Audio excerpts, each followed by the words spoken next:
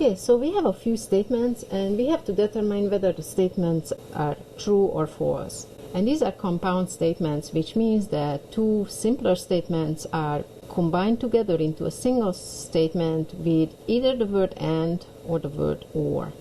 And so let's see the first one. The first simpler statement is 7 is less than 9. That is true. And the other simpler statement is that 5 is odd. That is true too. And when we have an AND statement, or an OR statement for that matter, if both components are true, then the entire statement is true. So this compound statement is true. Okay, let's see the next one. So the next one says 6 is a natural number. Now let us recall that the set of all natural numbers is, we can also call it the counting numbers. So they are the positive integers, 1, 2, 3, 4, and never stop. The first component, 6 is a natural number, that is true. But the second one, 0 being a natural number, that is false. So now it is very, very important what word glues together the two statements to form the compound statement. Because if this was an AND, both must be true for a true. But this is an OR, so one true is enough.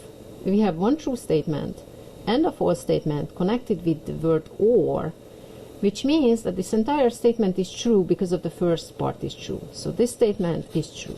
But let us notice that if this word was AND, this entire statement would be false, because the second one being false. Before we move on, I have two comments.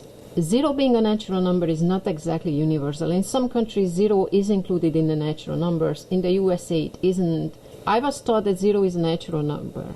And later on I saw the convention in the US that 0 is not a natural number, and I sort of agree with it because historically it took us a long, long time to come up with 0. It wasn't as natural as the number 2 or 3 out there. My other comment here is that in 0 with the natural number we get the whole numbers, so there is not much difference between the whole numbers and the natural numbers. Okay, let's see the next example. This says 4 is less than 5 and 5 is even.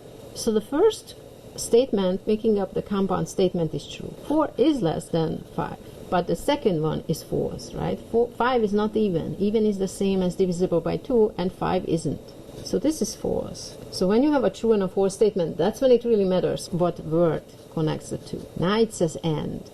So an AND statement is only true when both components are true.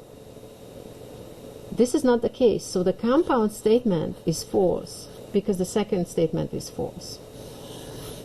Thank you for watching.